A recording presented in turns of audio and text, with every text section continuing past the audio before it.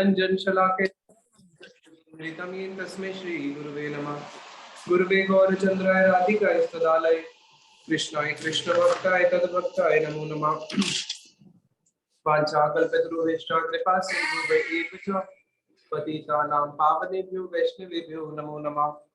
हरे कृष्णा कृष्णा कृष्णा हरे हरे, हरे राम राम राम हरे हरे।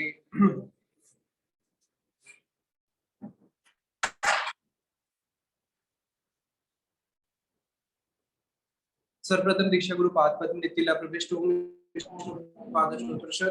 श्री श्री भक्ति वेदांत नारायण गोसाई महाराज जी के चरणों में अनंत कोटि दंडवत प्रणाम ज्ञापन करते हुए उनसे हेतु कृपा की वांछा करता हूँ। तत्पश्चात समस्त रूपों गुरुवरों के चरणों में अनंत कोटि दंडवत प्रणाम ज्ञापन करते हुए सबसे हेतु कृपा की वांछा करता हूँ। भक्तों को मेरे यथायोग्य के प्रणाम स्वीकार हो। हरे कृष्णा। तो ये इसको उद्धव गीता के नाम से बोला जाता है। उद्धव संदेश को भगवान ने अर्जुन को संदेश दिए थे और जो संदेश भगवान ने उद्धव जी को दिए थे उसको बोलते हैं उद्धव गीता। जब भगवान इस जगत से जाने वाले थे अपनी लीला संवरण करके, तो जो लास्ट कन्वर्सेशन हुई है भगवान की वो उद्धव जी के साथ हुई है, जिसमें भगवान ने उद्धव जी को संदेश दिया है। तो उसी उद्धव संदेश को भी हम श्रवण करेंगे।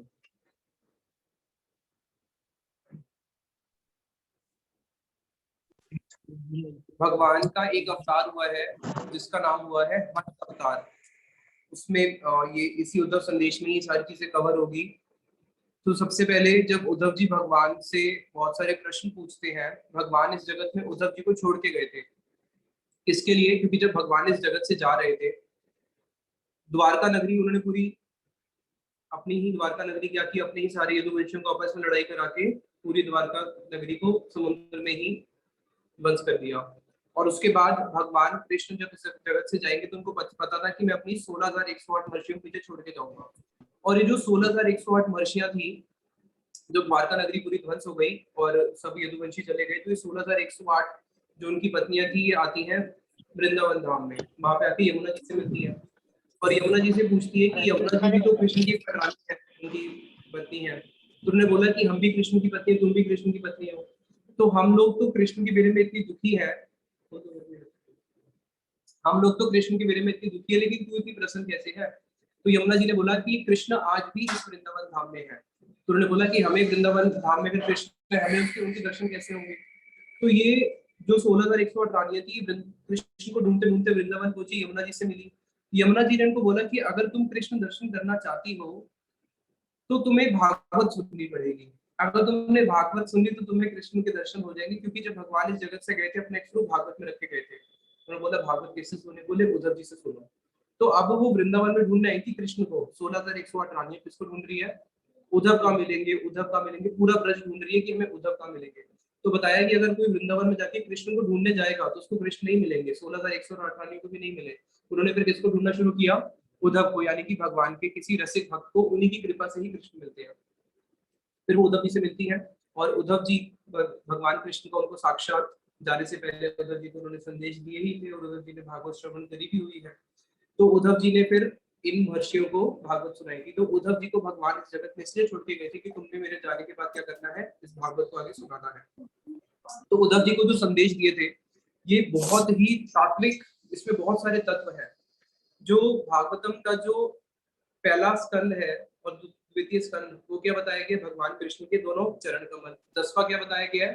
भगवान कृष्ण का मुख। और 11वां क्या बताया गया है? ललाट। किसी को बोलते हैं तेरी बुद्धि बहुत तेज है, कैसे बोलते हैं? ऐसे बोलते हैं ना। तो बुद्धि बुद्धि कौन सी हुई? 11वां। तो 11वें स्कंद के अंदर बहुत सारे सुंदर सुंदर तत्व हैं जो कि हम जैसे माया जीवों को इस त्रिगुण में संसार से बाहर निकलने के लिए बहुत हेल्प करते हैं। तो अब जो भगवान ने उनको बताया है उसी को हम श्रवण कर रहे हैं। थोड़ा तत्व वाला है, थोड़ा बोरिंग भी हो सकता है, लेकिन इसको अच्छे से ध्यान से सुनना।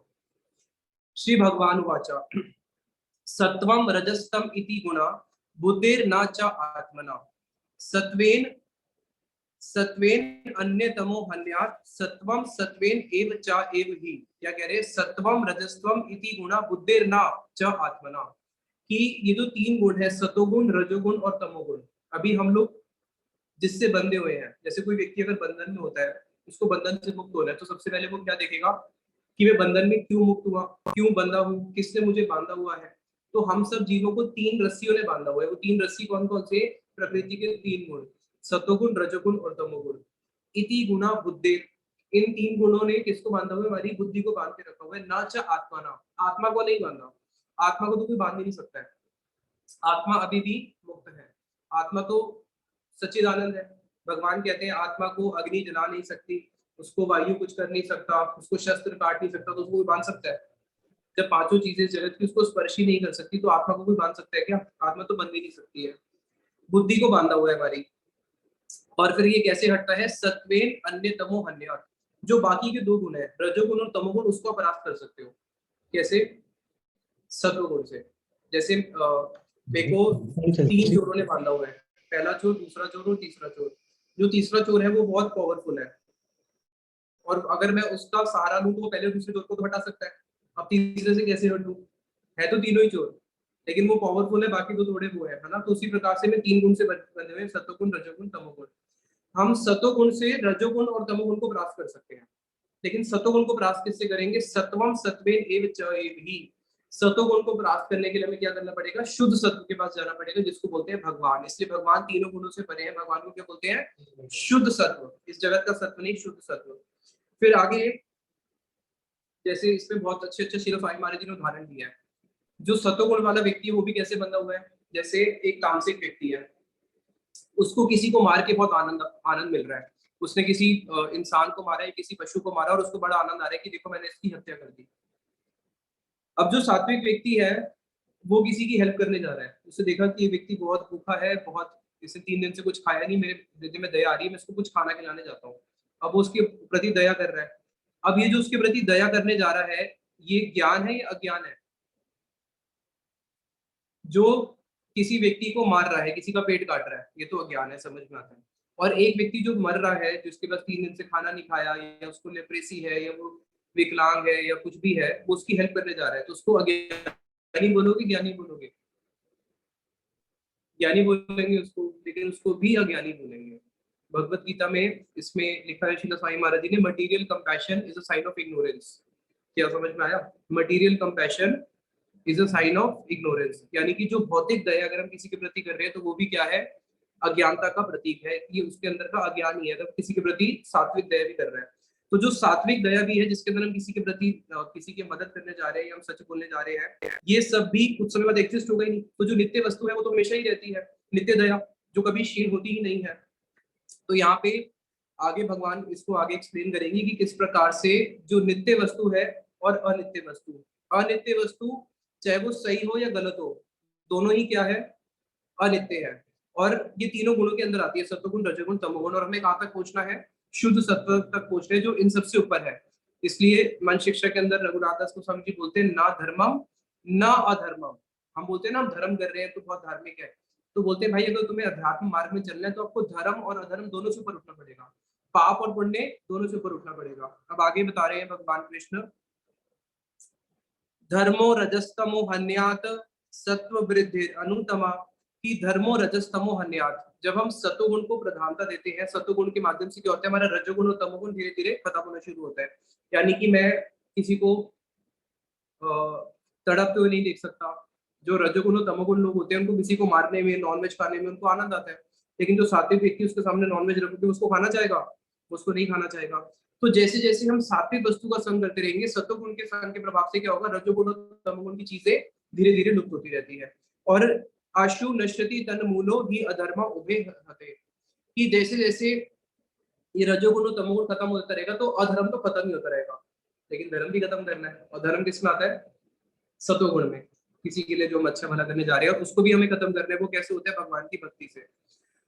अब ये जो 3 गुण है, भगवान ने फिर उद्धव जी को 10 वस्तु बताई है, जिस 10 वस्तु के संग से हमारे गुणों में चेंजेस आते हैं। सबसे पहला जन्म।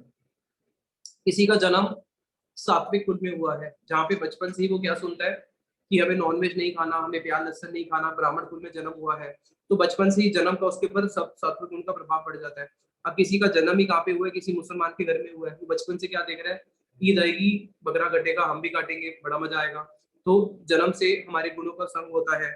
उसके बाद कौन से हम ग्रंथ पढ़ रहे हैं, अगर जो सात्विक ग्रंथ पढ़ते हैं उनकी सात्विक बुद्धि होती है, राजसिक तामसिक ग्रंथ पढ़ोगे वैसी बुद्धि होगी। यहाँ तक कि जिस स्थान पे आप रह रहे हो उस स्थान का प्रभाव होता है, जो आप पानी पी रहे हो पानी तक का भी प्रभाव प्रभाव होता है, जल का भी प्रभाव होता है, पता है नहीं पता? जल का भी होता है। उसका नहीं सुना श्रवण कुमार का? श्रवण कुमार एक ऐसे गांव में पहुंचा, फरीदाबाद जो अभी बना हुआ फरीदाबाद है, तो वहां पे जब पहुंचा तो उसने बोला क्या ये बूढ़े माता पिता को मैं कितना धोके चलूंगा, मैं इनको यहीं पे छोड़ रहा हूँ, अभी और आगे नहीं जाऊंगा। समझ रही कि यह पानी का प्रभाव है और स्थान का प्रभाव है। बोले कि ठीक है देखो मैं छोड़नी है तो नदी के उस पार छोड़ दे, तो जैसे ही नदी के उस पार गया बुद्धि वापस खुल गई, तो उसका भी प्रभाव होता है। जो हम भोजन करते हैं उसका प्रभाव होता है, समय का भी प्रभाव होता है। सुबह का समय जो है शुभ मतलब सात्विक माना जाता है, रात का तामसिक माना जाता है।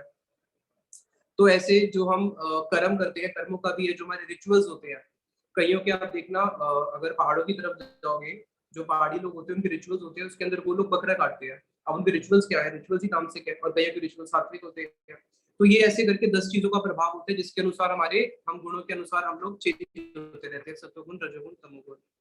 तो लेकिन जो धार्मिक वस्तु है, जो आध्यात्मिक वस्तु है, आध्यात्मिक वस्तु को समझने के लिए एक व्यक्ति को कम से कम कौन से गुण में आना पड़ेगा? सतोगुण तक तो उसको आना पड़ेगा। इसलिए जो स्वामी महाराज जी विदेश गए उन्होंने क्या बोला? मांस मत खाओ, मीट मत खाओ। ये जो 4 नियम है हमारे, ये 4 नियम करने के बाद कोई व्यक्ति सोचे मैं भक्त हूँ, तो श्रील प्रभुपाद जी बोलते थे 4 नियम करने का तुम भक्त नहीं, तुम इंसान बने हो, अभी भक्त नहीं हो। भक्त तो बहुत ऊंची कैटेगरी है। तो कम से कम एक सात्विक व्यक्ति पे आके, सात्विक लेवल पे आके व्यक्ति धर्म को समझ सकता है। अब उसके बाद फिर उसको उससे भी ऊपर उठना ही पड़ता है। उद्धव जी फिर प्रश्न पूछते हैं भगवान कृष्ण से, विदंती मर्त्या प्रायेण विषायन पदम अपदम। विदंती, विदंती मर्त्या प्रायेण विषयान पदम अपदम, कि इस जगत के पद पद पे क्या है, लोग प्राय मरते ही हैं। हर क्षण देखता नहीं लोग मर रहे हैं, हर क्षण कितने कष्ट हैं। स्कूल लाइफ में कष्ट है, कॉलेज लाइफ में कष्ट है, जॉब के बाद कष्ट है, इतने सारे कष्ट हैं। तथापि भुंजते कृष्ण तत् कथम शव खर आजवता। लेकिन इतना दुख देखने के बाद भी, इतना दुख देखने के बाद भी इस जगत के जो लोग हैं वो देख भी रहे कि सब लोग दुखी हो रहे हैं और उनको पता है कि मैं भी एक दिन दुखी होऊंगा, मेरा भी बुढ़ापा आएगा, मेरे को भी बीमारी आएगी, मुझे भी एक दिन मरना है। तो इस जगत के लोग ऐसे कैसे हो गए कि वो इतने दुखों को देखने के बाद भी समझ ही नहीं पाते हैं और बिल्कुल कैसे बिहेव करते हैं, शव खर आजवता। किसके किसके तरह बिहेव करते हैं? शव और खर, खर आजवता उसके समान बिहेव करते हैं। शव किसको बोलते हैं? कुत्ते को, कुत्ते का नाम होता है शव। और खरा किसको बोलते हैं? खरा किसको बोलते हैं नहीं पता, गधे को। तो लोग कुत्ते और गधे के समान इस जगत में क्यों कार्य करते हैं? इसमें श्रील स्वामी महाराज जी बड़ा अच्छा लिखते हैं।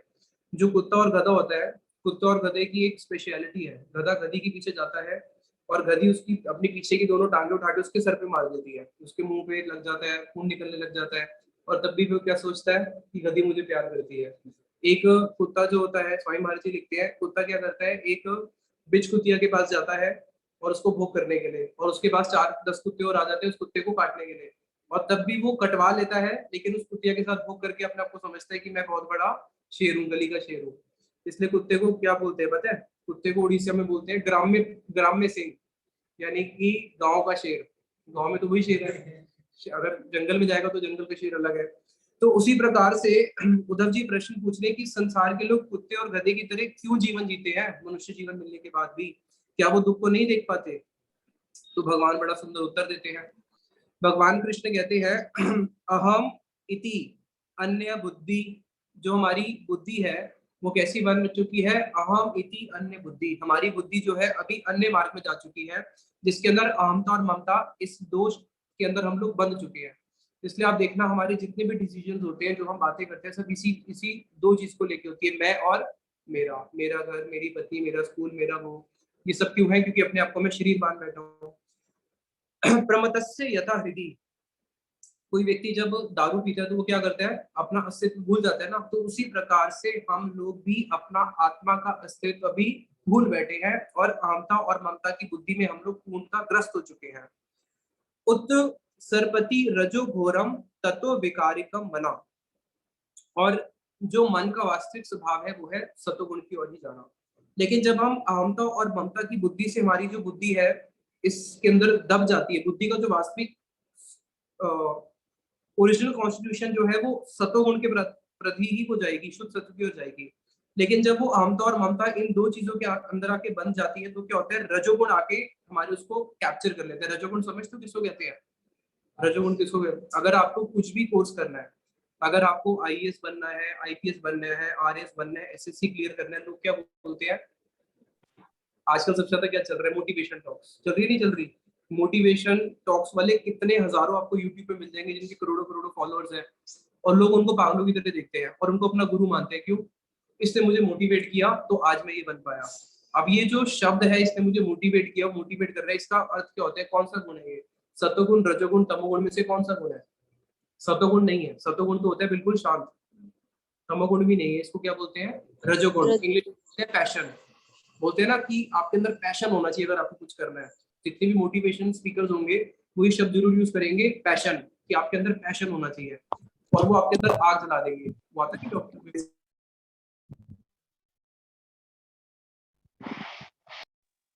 प्रभु जी, आप अब म्यूट हो गए हो।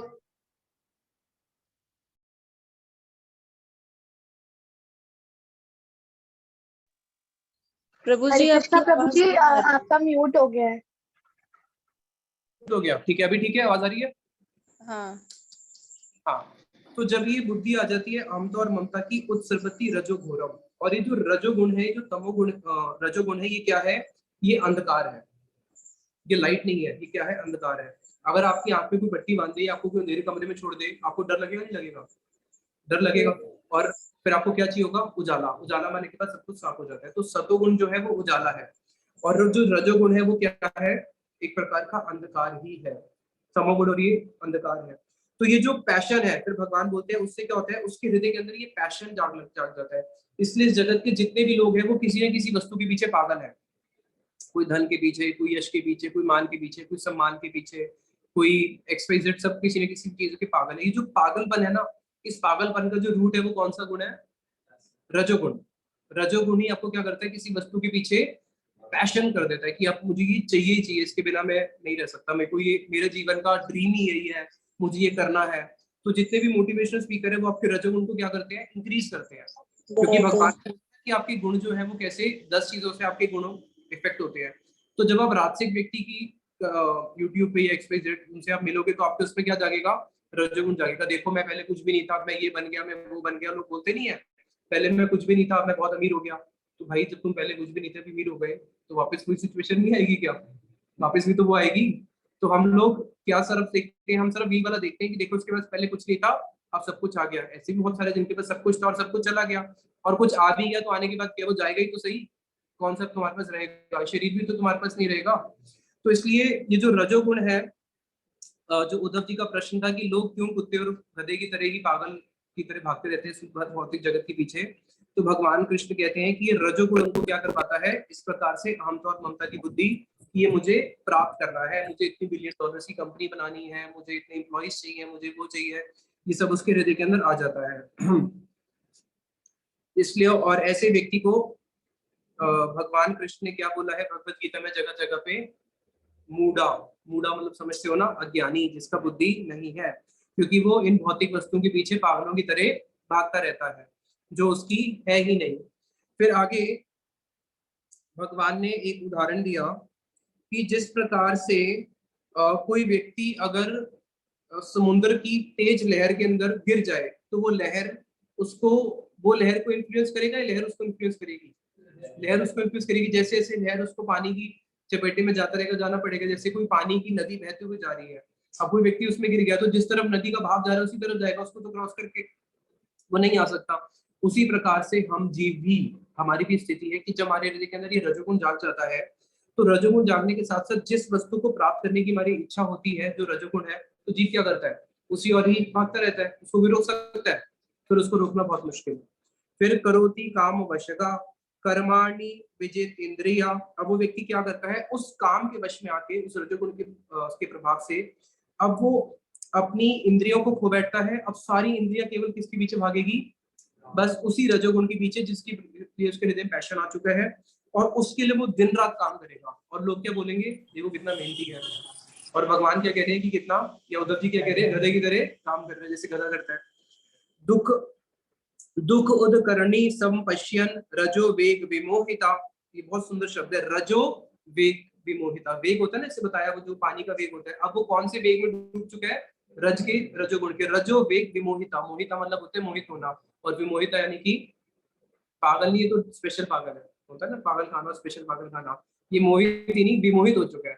तो उसी कारण से वो क्या होता है, रजोगुण के वेग में वो विमोहित होकर क्या करता है, अपनी उन इच्छाओं को पूरा करने के प्रयास करता है। और इसमें भगवान कृष्ण कह रहे हैं लास्ट में उसको मिलता क्या है, दुख उदकरणी संपश्यन। वो देख नहीं पाता, लेकिन उसको लास्ट में मिलेगा क्या, दुख ही मिलेगा। चाहे वो कुछ भी प्राप्त कर ले, लास्ट में उसको मिलना क्या है, दुख ही मिलना है। क्वीन एलिजाबेथ अभी मर गई ना, कितने दिन तक उसकी बॉडी को रखा,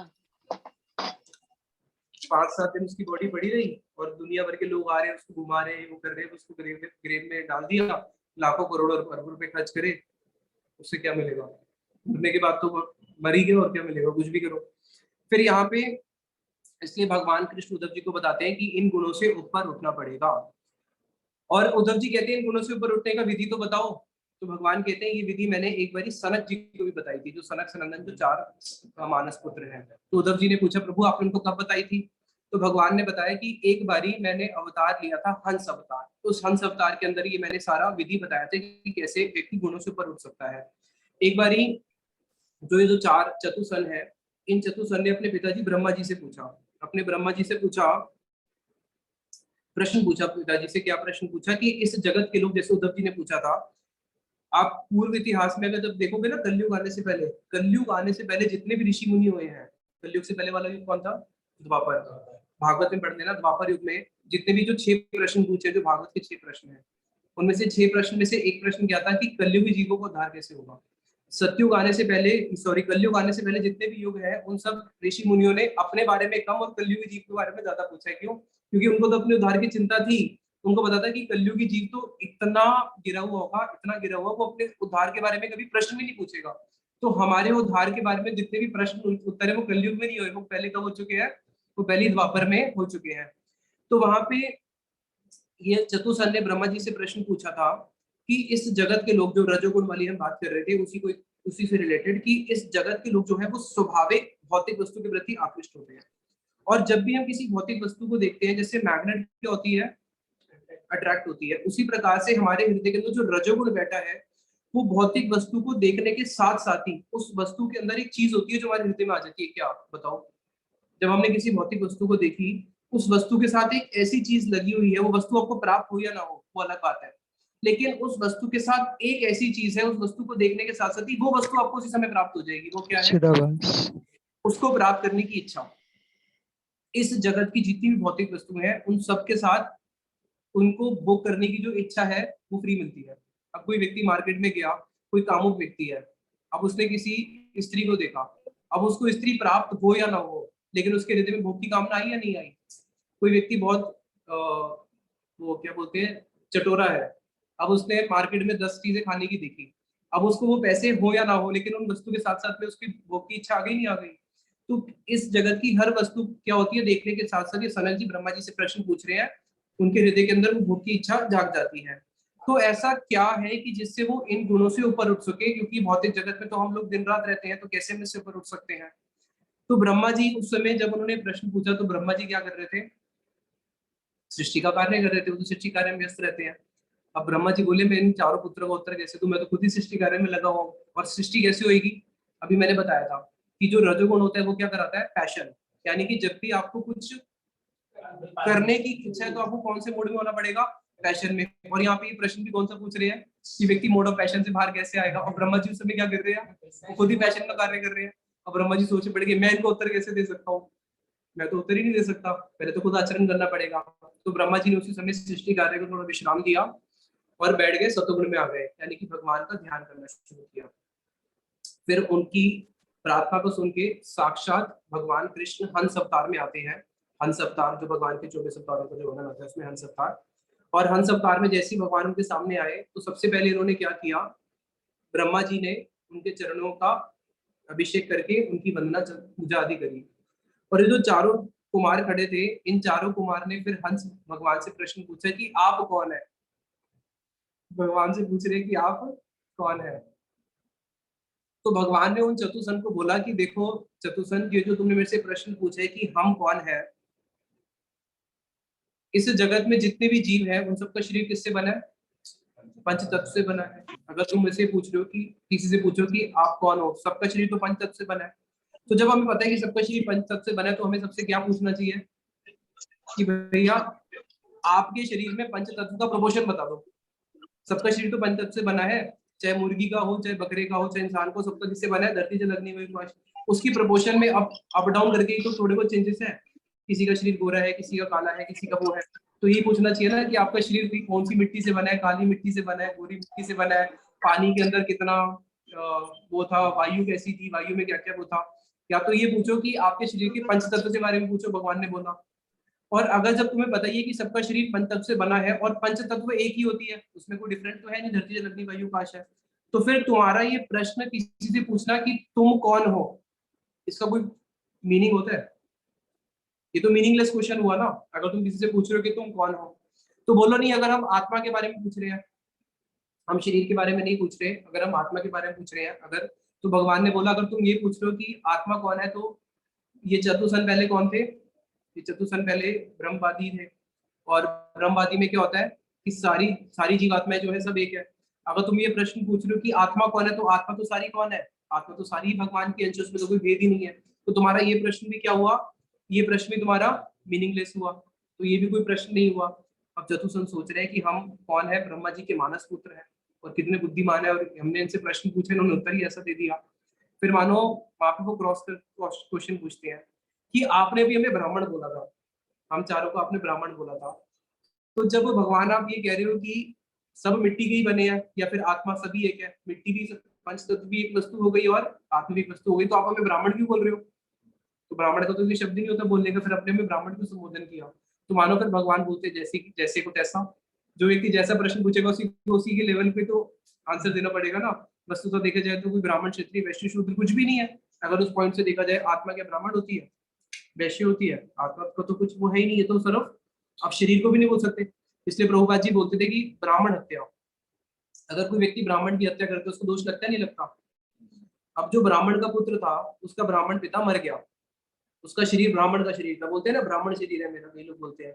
अब जब उसके पिताजी मर गए, मरने के बाद शरीर तो वहीं पे है, तो शरीर किसका है?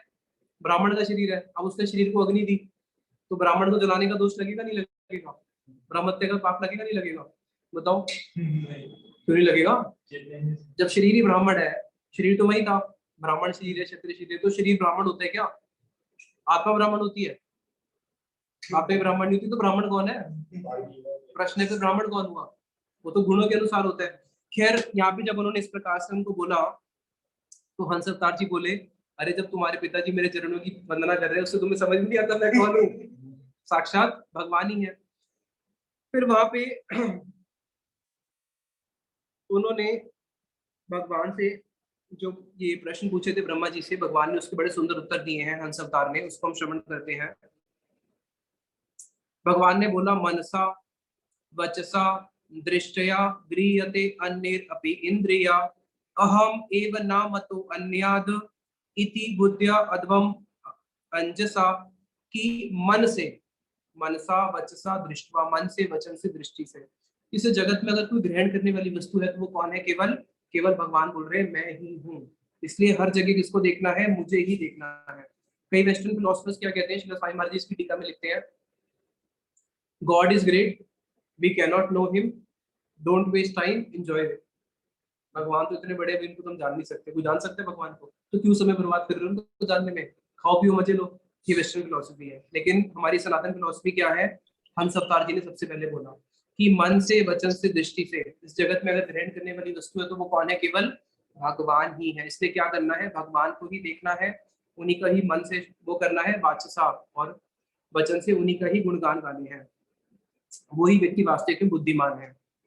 गुणेश्व अविष्यते चेतो गुणाश्चेतसी च प्रजा, जीवस्य देह उभयम गुणाश्चेतो मद आत्मना। अब भगवान यहाँ पे बता रहे हैं, जो उन्होंने प्रश्न पूछा था चतुसन ने, कि भौतिक वस्तु के साथ में क्या चिपका होता है? जो बाय वन नहीं, बाय नहीं भी करोगे तो सी एंड गेट वन फ्री, क्या है वो? उसको भोग करने की इच्छा। तो भगवान कह रहे हैं गुणेश अभिष्यते चेतो, कि जो गुण होते हैं, जो हमारे अंदर के जो गुण है, जो हम, ये तीन गुण हैं, जैसे हम किसी वस्तु को देखते हैं, वस्तु के साथ साथ ही क्या होता है? हमारा जो चित्त है, by one get one free तो है ये, मतलब सी वन गेट वन फ्री है, C1 लूज वन फ्री भी है। लूज क्या है, जैसे हम किसी वस्तु को देखते हैं तो उस वस्तु की भोग करने की इच्छा तो मेरे हृदय में आ गई, और मेरा हृदय यहाँ पे नहीं बैठता, हृदय कहाँ चले जाता है, फिर हृदय भी उसके पास चले जाता है।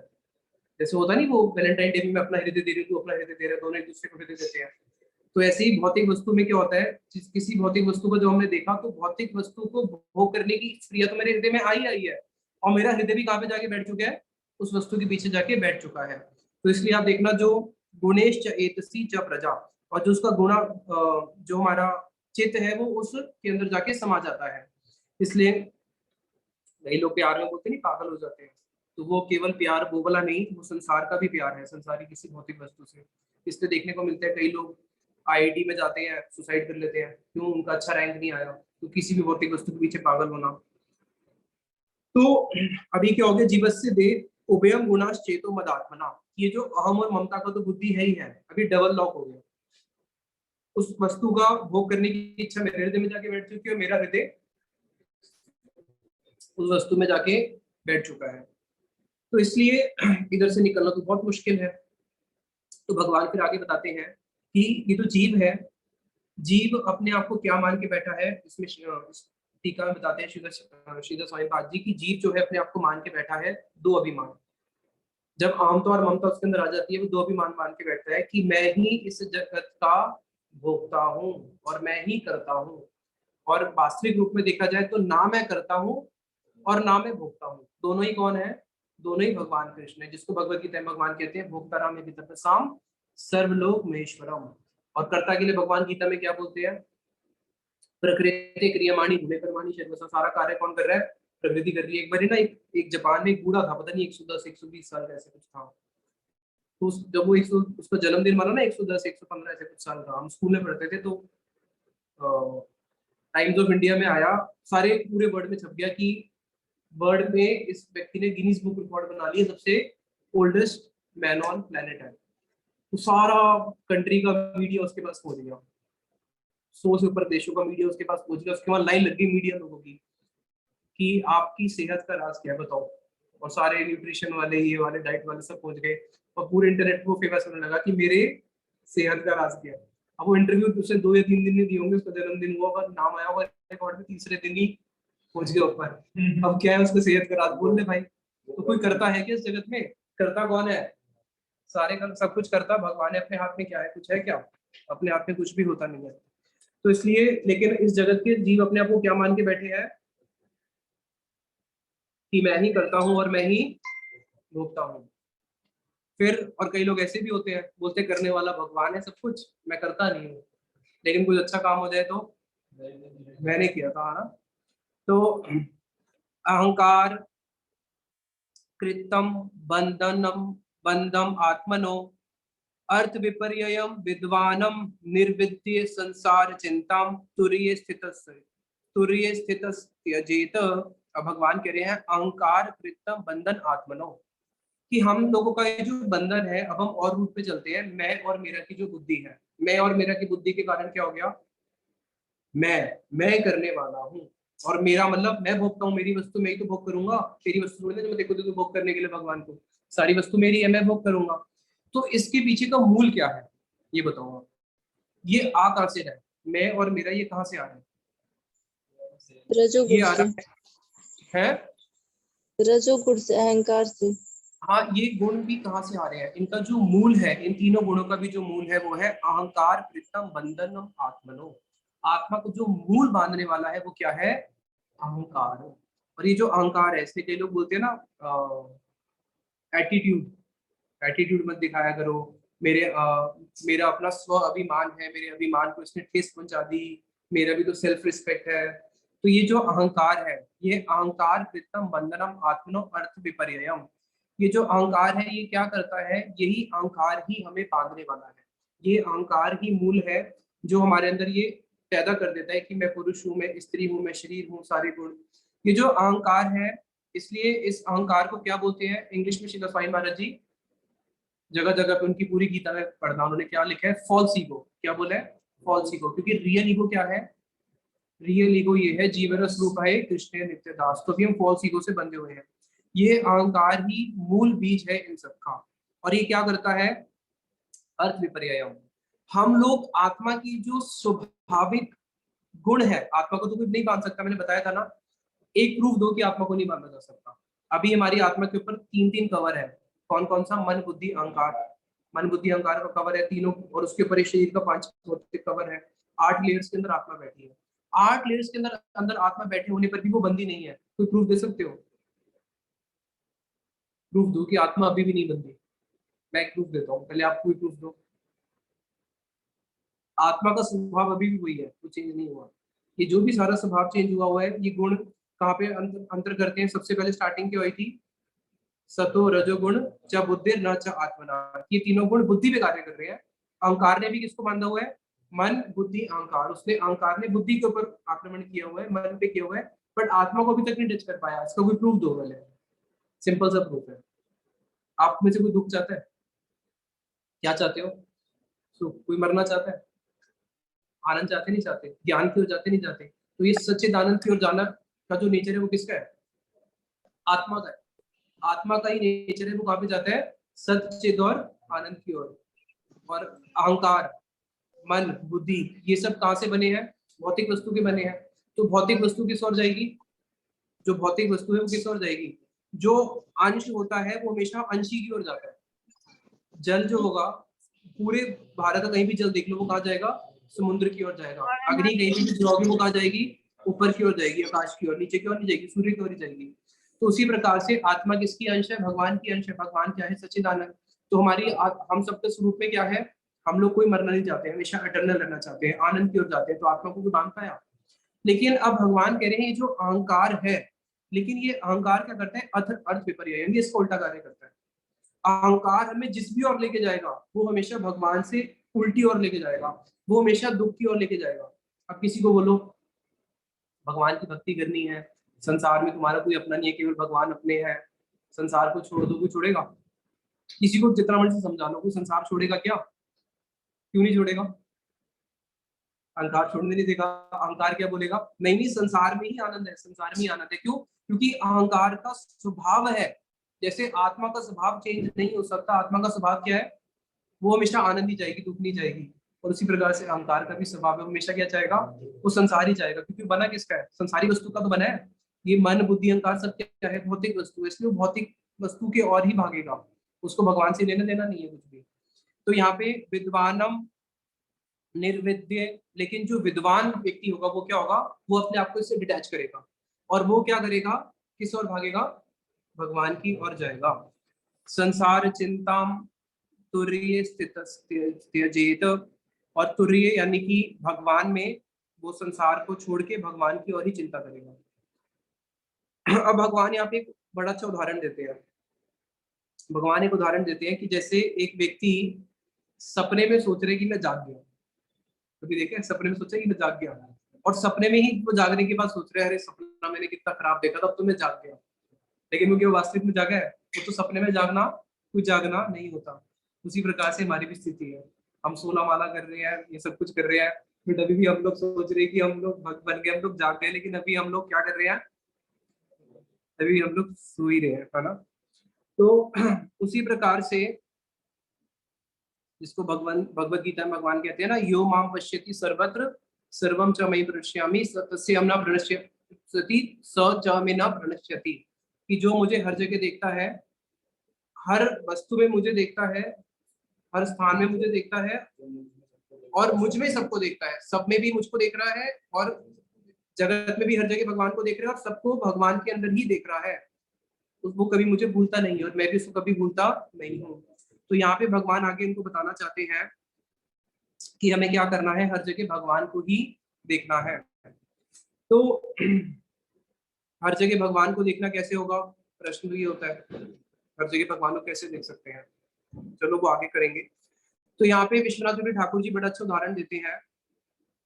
विश्वनाथ ठाकुर जी बोलते हैं कि अगर भगवान इस प्रकार से उपदेश दे रहे हैं, तो भगवान ने ही तो शास्त्रों में फिर वर्णाश्रम धर्म की भी स्थापना करी है। वर्णाश्रम धर्म के बारे में नहीं बताया है? ब्राह्मण के ये है, क्षत्रिय के ये है, वैश्य को ये करना है, शूद्र शूद्र को ये करना है, बताया एक सर्टेन लेवल के लिए बताया। लेकिन जब उस लेवल से आप ऊपर उठते हो, उस लेवल से ऊपर उठोगे तो ये चीजें भी त्यज्य है। इसलिए भगवान ने फिर भगवत गीता में ही क्या बोला है? कि 4 धर्म के बारे में भगवान ने बोला। भगवान गीता में बोलते हैं ना, चतुर्वर्ण्य मया सृष्टम गुण कर्म विभागशः, इस 4 वर्ण की स्थापना मैंने करी। और फिर भगवत गीता के लास्ट में भगवान ने क्या बोल दिया, सर्व धर्मान परित्यज्य, इन धर्मों को भी छोड़ दो।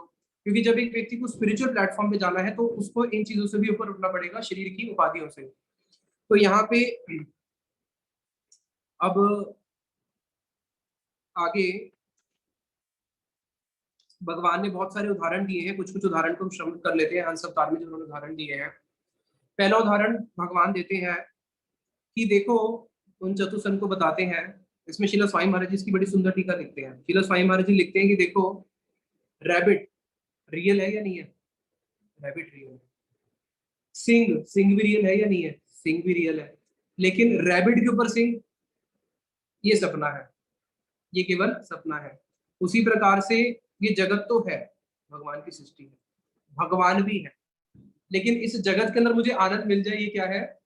ये सपना है, वो पॉसिबल नहीं हो सकता। जैसे खरगोश के सर के ऊपर सिंह नहीं हो सकते। आनंद भी है और जगत भी है, लेकिन जगत में आनंद नहीं मिल सकता आपको। आनंद कहाँ मिलेगा? वो भगवान के पास मिलेगा, है ना। सिंह खरगोश के सर के ऊपर नहीं मिलेंगे, वो कहाँ मिलेंगे? गाय के मिल जाएंगे, है ना, गधे के भी मिल जाएंगे। ठीक है, अब आगे भगवान उदाहरण देते हैं। भगवान ने जैसे अर्जुन को आत्मा समझाने के लिए कि तुम शरीर नहीं आत्मा हो, सेकंड चैप्टर गीता का पूरा उसी के ऊपर है। कितने सारे उदाहरण दिए, क्योंकि एक उदाहरण से तो हम समझने वाले नहीं है। तो भगवान आगे और भी उदाहरण दे रहे हैं, 4-5 उदाहरण दे रहे हैं। समझ लो तो समझ लेना, इतना बोल के हंस अवतार जी चले गए, है ना। चतुसंची को भी उन्होंने बहुत सारे उदाहरण दिए। एक उदाहरण दिया, जैसे आग, आग का गोला होता है ना, वो जैसे हाथ में फुलझड़ी लेके हम ऐसे फायर गोल गोल गोल घुमाते हैं। वो जो आग का गोला है, वो जो लाल लाल नजर आता है, वो जो लाल लाल नजर आ रहा है ना, वही संसार का भौतिक सुख है। अब संसार में भौतिक सुख है, कई लोग बोलते नहीं है कि अरे मैं तो बड़ा सुखी हो गया, बड़ा सुखी हो गया, इतनी सुंदर मेरी पुत्र वधू आई है घर में, इतनी सेवा करती है, अरे मैं तो बड़ा सुखी हो गया, मेरी इतनी अच्छी नौकरी लगी है, भगवान कितनी अच्छी नौकरी है, 4 घंटे काम करता हूँ, 8 घंटे की पगार मिल जाती है। कई लोग बोलते नहीं है। अब इस जगत के लोग, जितने भी लोग बोलते हैं कि हम संसार में सुखी हैं, भगवान कह रहे हैं हम सारे के सारे सुख कैसे हैं? जैसे आग का वो जो गोला घुमाते हैं, वो जो उसमें क्या नजर आता है? एक लाल फायर का बैंड नजर आता है। अब ये बताओ वो होता है या नहीं होता? तो नजर क्यों आता है? अब बच्चा क्या बोलेगा? गोला है, क्योंकि बच्चे की बुद्धि इतनी विकसित नहीं है। तो इसलिए जिनकी बुद्धि विकसित नहीं है वो क्या बोलेंगे? संसार में हम लोग बहुत बहुत सुखी हैं। इसको शिला स्वामी महाराज जी बोलते थे। किसी ने स्वामी महाराज जी को बोला मैं भक्ति की गुरु, आई एम संतुष्ट, आई एम सेटिस्फाइड। तो शिला प्रभुपाद जी ने बोला गधा भी संतुष्ट होता है। गधा संतुष्ट नहीं होता क्या? जानवर भी तो संतुष्ट होते हैं, गाय भी बैठी होगी आराम से संतुष्ट है। तो मैं संतुष्ट हूँ, तो ये भी मनुष्य जीवन नहीं है। कई लोग बोलते हैं ना हम तो संतुष्ट है, वो उससे ऊपर उठना पड़ेगा, जिसके लिए भगवान ने मनुष्य शरीर दिया है। तो इस जगत में जो भी लोग सोच रहे हैं कि मैं सुखी हूँ, उनका सुख किसके समान है? ये वाला उदाहरण भगवान हंस अवतार ने दिया। दूसरा कि भगवान फिर दूसरा उदाहरण देते हैं कि देखो, चतुसंजी को बताते हैं कि इस जगत में ऐसी कौन सी वस्तु है जो प्राप्त करने के बाद,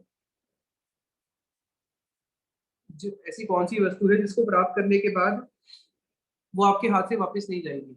इस जगत में कोई ऐसी वस्तु है जो आप प्राप्त कर लो, प्राप्त करने के बाद आपकी हमेशा के लिए अपनी हो जाए? इस जगत की कोई भी ऐसी वस्तु नहीं है। इस जगत की जिस भी वस्तु को आप इतना प्रयास करके प्राप्त कर भी रहे हो, आपको प्रयास नहीं भी करना पड़ेगा, वो आपके हाथ से अपने आप छूट जाएगी। अब जितना मर्जी प्रयास कर लो उसको रोकने का, रोक पाओगे? तो भगवान बोलते हैं इसलिए जो बुद्धिमान व्यक्ति है वो इसी से ही समझ जाएगा कि इस जगत की किसी भी वस्तु को मैं अथाह प्रयास करके भी अपना नहीं पाता हूँ। तो जिस वस्तु को मैं अथाह प्रयास करके भी नित्य प्राप्त नहीं कर पा रहा हूँ, तो उस वस्तु में पागल ही। और जिस वस्तु को इतना प्रयास करके मुझे प्राप्त करने के बाद छोड़ना ही पड़ेगा, तो उसके लिए इतना प्रयास करना क्या समझदारी है? जैसे इस कमरे के अंदर मैंने आपको 4 घंटे का समय दिया, 4 घंटे का। यहाँ पे एक टेबल है, उसके ऊपर बड़ा सुंदर सा 56 भोग पड़े हैं भगवान के, और यहाँ पे पूरा सोना चांदी भी भरा हुआ है। आपके पास 4 घंटे का समय है, आपके पास 2 बैग भी है। अब 4 घंटे के अंदर आप जितना मर्जी सोना चांदी इकट्ठा कर लो, यहाँ पे बैठ के भोजन कर लो, आपके पास दोनों ऑप्शन है। बताओ क्या करोगे? जन करोगे? क्या करोगे? सोना चांदी। लेकिन जब आप गेट के बाहर जाओगे, वहाँ गेट कीपर खड़ा है, वो लेके जो चेकिंग करती है, चेकिंग, और आपको कुछ भी बाहर नहीं लेके जाने देगा। अब क्या करोगे? आपके यहाँ जितना मर्जी सोना पड़ा हो, जितना चांदी पड़ा हो, उसको उठा के बैग में डालोगे एक भी, उसकी तरफ देखोगे भी, लालच भी आएगा। क्यों? क्योंकि गेट पे तो उससे ले ही लेना है। अब 4 घंटे में मेहनत कर करके अगर भर भी लूं तो कुछ फायदा है? उसलिए क्या करूंगा मैं, आराम से 56 भोग पाऊंगा और गाऊंगा महाप्रसादी गोविंदे नामो ब्राह्मणे वैष्णवे स्वल्प पुण्यवतम राजन विश्वासो नाय विचायते। जिनका कर्म भाग्य है उनका ही विश्वास जागता है सोने चांदी के प्रति, जिनका ऊंचा भाग्य है उनका भगवान के प्रसाद के प्रति। तो भगवान फिर एक तीसरा उदाहरण देते हैं। तीसरा उदाहरण भगवान देते हैं कि जिस प्रकार से एक व्यक्ति ने मदिरा पान करी है, जो व्यक्ति मदिरा पान करके पूरा मत हो जाता है, उसको ये पता चलता है मेरे शरीर में कौन से कपड़े पहने हैं, मेरे कपड़े काले हैं, गोरे हैं, गंदे हैं, उसको कुछ नहीं पता चलता। उसी प्रकार से अगर कोई व्यक्ति आत्मदर्शी हो जाता है, जब वो आत्मदर्शी हो जाता है, जब भगवान में पूर्णतः स्थित हो जाता है, तो उसको ये भी नहीं पता रहता, बोलते ना पंडिता समदर्शिना भगवद गीता में, उसको ये भी नहीं पता रहता कब वो शरीर छोड़ देता है, कब उसको नया शरीर मिल जाता है, उसको उससे कुछ फर्क पड़ता ही नहीं है। कपड़े के समान उसका ये शरीर वो समझ लेता है कि मैं इससे बिल्कुल अलग हूँ, तो उसको शरीर का कोई भी दुख और सुख स्पर्श नहीं करता। फिर यहाँ पे भगवान लास्ट में उनको एक श्लोक बोल के चले जाते हैं, जिसमें भगवान बोलते हैं अहम योगस्य सांख्यस्य सत्यस्य ऋतस्य तेजस्य प्रयम अनम द्विजा श्रेष्ठा श्रिया कीर्तिर धमस्य च, कि मैं ही योग हूँ, मैं ही सांख्य हूँ, मैं ही ऋतस्य, मैं ही रिलीजियस प्रैक्टिस हूँ, मैं ही सत्य हूँ, मैं ही तेज हूँ, और मैं ही साथ में जितने भी श्री, इस जगत का सारा जो श्री है वो भी सब में से निकलता है, जगत की कीर्ति में से निकलती है, इस जगत का सब तेज मेरे से निकलता है, जो दम की शक्ति है वो भी सब मेरे से ही निकली है। इतना बोल के भगवान वहां से चले जाते हैं। अब ये सारा कन्वर्सेशन किसके बीच में हो रहा है? उद्धव जी और भगवान कृष्ण के बीच में हो रहा है। फिर आगे उद्धव जी को भगवान कृष्ण 9:18 हो चुके हैं। अभी फिर आगे भी और बहुत सारा है, इसको फिर अगली क्लास में ले लेंगे। अभी यहीं पे वाणी को विश्राम देते हैं। निताई गौर प्रेमानंदे हरि हरि बोल।